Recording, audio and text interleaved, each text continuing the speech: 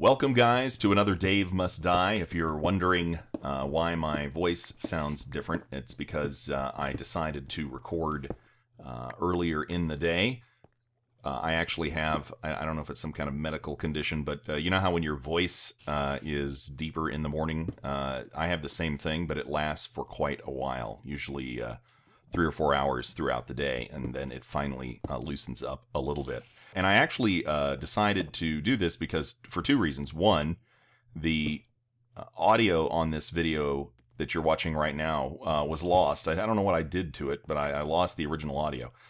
Now, the other thing is I get tons of comments on, believe it or not, episode 2 of Madma, which I also recorded at approximately this time of day, many months or years ago, I suppose.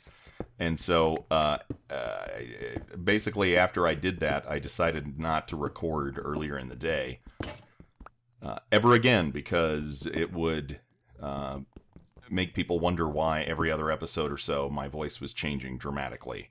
So anyway, yeah, that's the scoop on that. So anyway, don't record early in the morning if you don't want your voice to sound deep. And 2, don't lose your audio if you can, because then you will have to re-record it later.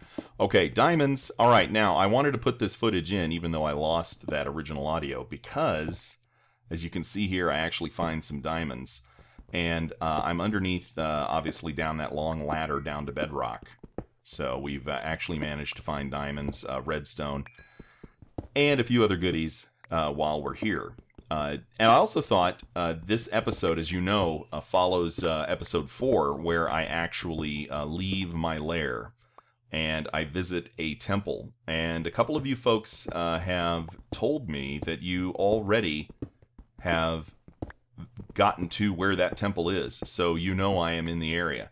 Now, if you think about the smart way to play a game like Dave Must Die, is that I'm not going to post the video until after I am already out of the area. So for example, for some of you new to Dave Must Die, I wouldn't post a video of me at the temple and then just hang around the temple waiting for people to show up. So clearly, in terms of giving clues, which I typically start to do a few episodes into the series, if we want to talk about a few clues that we can present in this version, 2014 Dave Must Die, the first clue clearly is that I am near a desert or in a desert or something along those lines. And if you know where that temple is, you know I can't be too far from that area. So that's obvious clue number 1. There's a few other obvious clues that you're going to get. As a matter of fact, you're going to get quite a few obvious clues in today's episode. So I'm going to do a couple of things since I did lose that original audio. I'm going to talk to you a little bit about, restate some of the clues that you would have seen in previous episodes, talk a little bit about what you're going to see today, and then at the end we're going to do a little bit of a musical montage as I move out. So I've got a nice little track from Kevin MacLeod. And we're going to play that for the last 3 or 4 minutes of this video, which will actually cover me leaving my lair without obscuring where the lair is and leaving for the last time. Now, I want to make a comment about griefing. As you guys know, there's no griefing allowed. A lot of you figured out by now there are what we call bait houses on this server, so that if you grief a random house, you are going to be caught if it's a bait house, right? That's kind of like a bait car, you know, the police put out to see if people will steal it. The concept there is that you're not supposed to be griefing. There is one exception, and that is if I post a video of something that I refer to as my base. Now, clearly you guys that have watched these videos, you know what I'm talking about, way up there, right?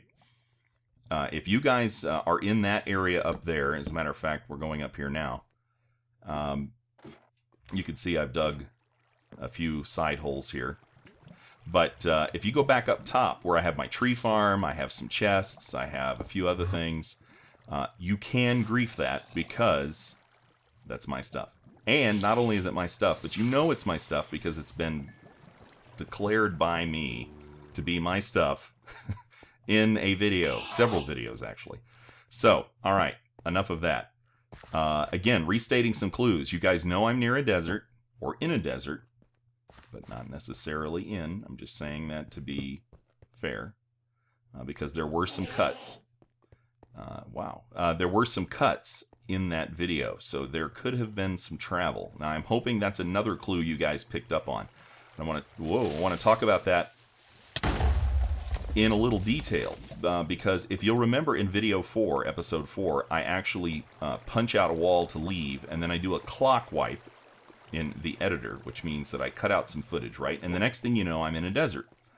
You can also look as another clue that some time has elapsed on my watch, which I believe is either in my in that video, it's either on my actual little hotbar at the bottom, or it's at least in my inventory that I refer to. So you can tell that good old Dave's doing a clock wipe and some time is elapsing.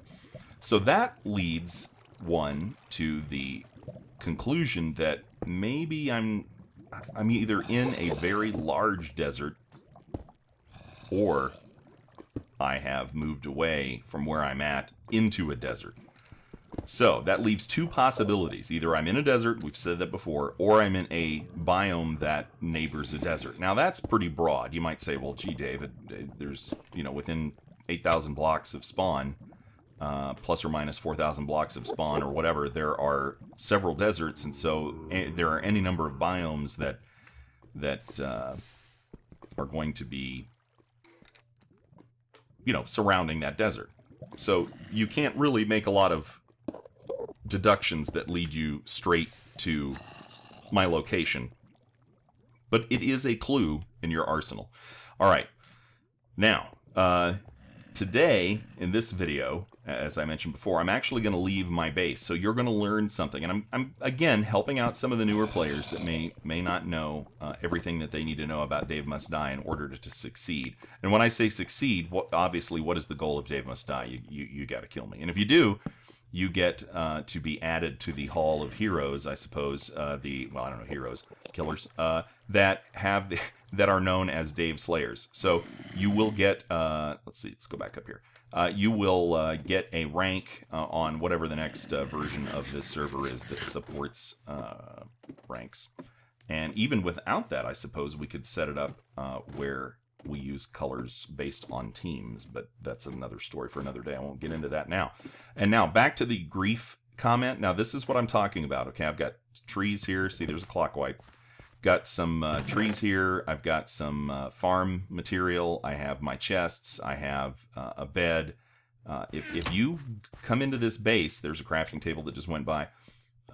Any of this stuff up here is griefable, but you cannot grief anything that is not declared as griefable by me in a video. So if you stumble across something that you think is my next base, and you grief it, and I haven't posted a video of it, even though I personally wouldn't mind you griefing my stuff, we obviously have to prohibit griefing of things that are not declared as a base in a video by me, because then people will just start griefing everyone and say, oh, I thought maybe it was Dave's stuff. So, long story short, this is the only spot on the map currently you can grief. Okay, hopefully everyone understands that logic. And obviously, see things like this good old brewing stand, I'm not going to leave this for you to grief, right? I'd be dumb to do that. Also, notice I have an extra ender chest. This is going to help me when I move. Just upgrading my potion here. The idea is that I'm going to take important things in my inventory. Brewing stand, the second ender chest, clearly that's the most valuable thing. Why would I do that? Well, I'm going to take all these valuable things, and along with my night vision potions here that I'm making, invisibility potions that I'm making, I'm going to take these because we have keep inventory set to true, and I have an ender chest, which means I really get basically two sets of inventory, what I have on me and what's in the ender chest, that are completely portable and non-griefable. So, sure, I'm going to leave a few bookcases behind because why not? I'm going to leave a regular chest behind, sure. I'm going to leave my tree farm for the most part. I'm going to take some seeds, take some stuff, But for the most part, I'm going to leave the bland stuff, the easy to come by stuff, and take the super valuable, or in the case of those oak wood tree blocks, those are compact forms of carrying wood. So that's, again, just I'm giving you guys not only tips on how to kill me, but tips on how to travel effectively. So, okay, we're coming to an end with this video demonstration. What you're about to see is me leaving my base uncut. Well, there'll be a cut here in a moment. When you hear the music, there's one short cut after that, and then it is all the way out to... there may be a few more cuts, but anyway, you're going to see me leave my base. You're going to see the terrain that I'm in. You're going to be able to see a lot of things that are going to tell you... I'm going to give you one last clue before I go. I don't want to forget because the music's about to start. And that is, you're also going to see the direction I'm traveling. And I'm going to give you one super important clue. If you notice the direction I'm traveling, remember my goal is always to move toward spawn, or the center part of the map, the pirate area, I guess you could say, the pirate ship fort. All right, well, that's it for the verbal part of this video. You've got a ton of clues in here, and you're about to get some more. Thanks for watching, guys, and enjoy this song, this track, Twisted by Kevin MacLeod.